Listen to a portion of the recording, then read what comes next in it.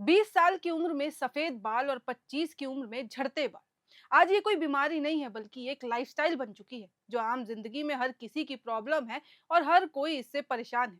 आज की इस भागदौड़ वाली जिंदगी में ऐसा कोई भी नहीं होगा जिसके बाल ना झड़ रहे हों, और उसमें भी जब ये समझ ही ना आए कि इसको आखिरकार रोका जाए कैसे। और उसमें भी टेंशन फिर इसके बाद ज्यादा बढ़ने लगती है। कई तरह की टेंशन होने लगती है कि अभी तो शादी भी नहीं हुई है, इतनी कम उम्र में बाल क्यों झड़ रहे हैं। और उसमें भी सुंदर, काले, घने और मजबूत बालों को कोई पतले क्यों हो रहे हैं, ये तो बहुत ज़्यादा सफ़ेद हो गए हैं जैसी बातों से बदल दे, तो सच मानो दिल और भी ज़्यादा दुखने लगता है और टेंशन वो तो अलग लेवल पर पहुँच जाती है। आजकल हर किसी के लिए ये एक बड़ी चुनौती बनती जा रही है। लेकिन दिक्कतों से निपटने के लिए इन लोगों के पास कोई समाधान नहीं है। उसमें भी अगर उपाय बताए जाते हैं तो समझ ही नहीं आता कि आखिर कौन-सा उपाय बेहतर है, कौन सी ट्रीटमेंट से ये जो बीमारी है, ये जो हेयर फॉल है वो रुक जाएगा।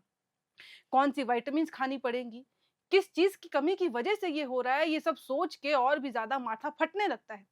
अब कई डॉक्टर्स खान-पान और लाइफ़स्टाइल में बदलाव की सिफारिश करते हैं, तो कुछ एक्सपर्ट्स बालों को दोबारा बेहतर बनाने के लिए विटामिन सप्लीमेंट्स लेने की बातें कहते हैं। तो इसी के साथ स्वागत है आपका आज के हमारे सेहतनामा के एपिसोड 4 में। अब चलिए सबसे पहले यही समझ लेते हैं कि आखिर कम उम्र में लोगों के बाल झड़ने क्यों शुरू हो गए हैं। तो ये हम आपको एक बीएचयू के किए गए एक्सपेरिमेंट के द्वारा समझाने की कोशिश करेंगे। वहां पे आयुर्वेदिक फिजियोलॉजी डिपार्टमेंट ने 17 से 34 साल के 110 मेडिकल छात्रों पर एक एक्सपेरिमेंट किया। सबके बाल सफेद या फिर अलग कलर के हो रहे थे और अधिकांश को बाल झड़ने की समस्या हो रही थी।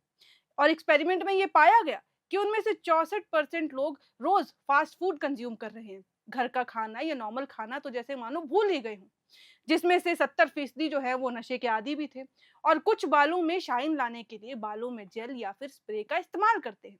84% लोग रात में देर देर तक फोन चलाते हैं और सुबह भी देर से उठते हैं। अब इस एक्सपेरिमेंट में 3 महीने तक ए और बी ग्रुप की मॉनिटरिंग शुरू की गई। ग्रुप बी में कोई भी बदलाव नहीं देखा गया। ए ग्रुप वाले छात्रों को हर्बल शैम्पू से बाल धुलने और रात में सोने से पहले तिल के तेल का प्रयोग करने की सलाह दी गई। उनका नॉन वेज, अल्कोहल, धूम्रपान और जंक फूड सब बंद करा दिया गया। अब हॉस्टल में ऐसे छात्रों के लिए गाय का घी, मूंग दाल, गाय का दूध, कोहरे की सब्जी, अनार, खजूर और नारियल का सेवन करने को कहा गया। हर दिन फॉलोअप लिया जा रहा था और चौथे महीने रिजल्ट देखने को मिला।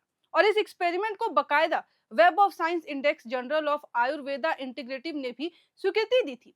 यानी कि खान पान का इसमें बहुत बड़ा हाथ बताया गया और लाइफस्टाइल उसको भी बदलने को कहा गया। इसके बाद बताए गए तरीके पित्त शामक आहार विहार और दिनचर्या में बदलाव से बाल पकने और झड़ने की समस्या कम नजर आई। अब आधे लोग तो खैर ये शब्द सुनकर भी घबरा गए होंगे कि बाप रे ये क्या है। तो घबराइए मत, ये कोई ऐसी चीज नहीं है जो ढूंढने पे आपको मिले ना, या फिर आपको तकलीफ हो। सबसे पहले समझाती हूँ कि ये है क्या। तो पित्त शब्द संस्कृत के तप शब्द से बना है। इसका अर्थ है कि शरीर में जो तत्व गर्मी उत्पन्न करता है वही पित्त कहलाता है। अब ये शरीर में उत्पन्न होने वाले एंजाइम और हार्मोन को नियंत्रित करता है। आयुर्वेद में पित्त में कमी का मतलब है कि पाचक अग्नि यानी कि डाइजेस्टिव फायर जो है उसकी कमी है। अगर शरीर में पित्त ठीक अवस्था में नहीं है तो इसका मतलब है कि पाचन तंत्र में गड़बड़ी है, आप ठीक तरीके से डाइजेस्ट नहीं कर पा रहे हैं।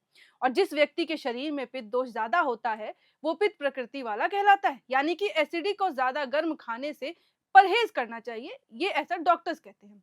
अब उसके अलावा डॉक्टर्स के मुताबिक सबसे पहले ये भी समझना जरूरी है कि बालों का झड़ना या कम होना सिर्फ न्यूट्रिशन की कमी नहीं, बल्कि इसके साथ साथ इसका कारण कई फैक्टर्स हो सकते हैं। शुरुआत में बालों की ग्रोथ को बढ़ाना देने के लिए और उसे झड़ने को रोकने के लिए जरूरी विटामिन और मिनरल से भरपूर एक बैलेंस डाइट जरूरी होता है। और उसके थ्रू ही इंसान को ये देखना चाहिए कि आखिर अभी भी जो हेयर फॉल है वो रुक रहा है या फिर नहीं। और उसके बाद ही सप्लीमेंट्स वगैरह पे जाना चाहिए। और उसके अलावा भी जरूरत, जोखिमों और मौजूदा स्वास्थ्य स्थितियों को भी नजरअंदाज नहीं करना चाहिए। उसके अकॉर्डिंग ही आपको सप्लीमेंट्स भी लेने चाहिए। तो आइए जानते हैं कि बालों को सेहतमंद बनाए रखने के लिए आखिर कौन से विटामिन सबसे ज्यादा जरूरी होते हैं जो आपको अफेक्ट भी ना करें। एक्सपर्ट्स का ये कहना है कि बालों के साथ ही स्किन और नाखूनों की मजबूती के लिए भी बायोटिन यानी कि vitamin B7, folic acid, vitamin A, vitamin B5, vitamin C, vitamin E, vitamin B6, B12 बहुत ज्यादा जरूरी होते हैं। ये बालों की मजबूती और स्वास्थ्य को बढ़ाने के लिए विटामिन नियमित folate, biotin, zinc, copper, manganese या फिर कोलेजन पाउडर से भी ज्यादा जरूरी होते हैं। और ये बाकायदा आपके रिसर्च में भी बताया गया है। डॉक्टर्स बालों के पोषण से जुड़ी कमियों को दूर करने के लिए मल्टीविटामिन कॉम्प्लेक्स जो है वो आपको सजेस्ट करते हैं, ताकि ये भी पता चल सके कि अगर ये किसी विटामिन की कमी की वजह से हो रहा है तो वो इससे सुधर जाए। अब इसमें vitamin A, B, C, D, E और के लेने की सलाह दी जाती है। अब पतले बालों की समस्या को दूर करने के लिए कौन से विटामिन और बैलेंस डाइट की ज़रूरत होती है? क्योंकि इस सवाल के जवाब में स्पेशलिस्ट डॉक्टर्स का ये साफ कहना है कि आयरन और vitamin D, vitamin B, amino acid की कमी बालों को काफ़ी ज़्यादा झड़ने से रोक देती है। बालों के रोम से सेहत के लिए पर्याप्त जिंक होना ज़रूरी है, क्योंकि ये बालों को झड़ने से रोक सकता है और स्वास्थ्य विकास को बढ़ावा ही देता है।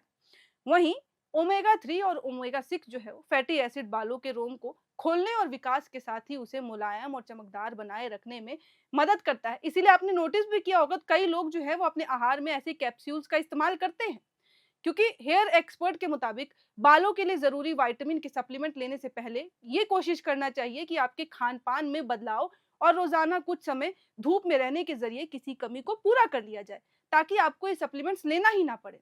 हालांकि महिलाओं को कैफीन का सेवन, दवा का उपयोग, शराब का सेवन या फिर अनियमित माहवारी, तनाव जिसकी हम बात करते हैं, इसका मतलब होता है पीरियड्स जो टाइम पे नहीं आते हैं, ज्यादातर महिलाओं को इसके कारण भी हेयर फॉल होता है। अगर आपकी बैलेंस डाइट ठीक नहीं है, उसके कारण पीरियड्स में भी दिक्कत का सामना करना पड़ता है।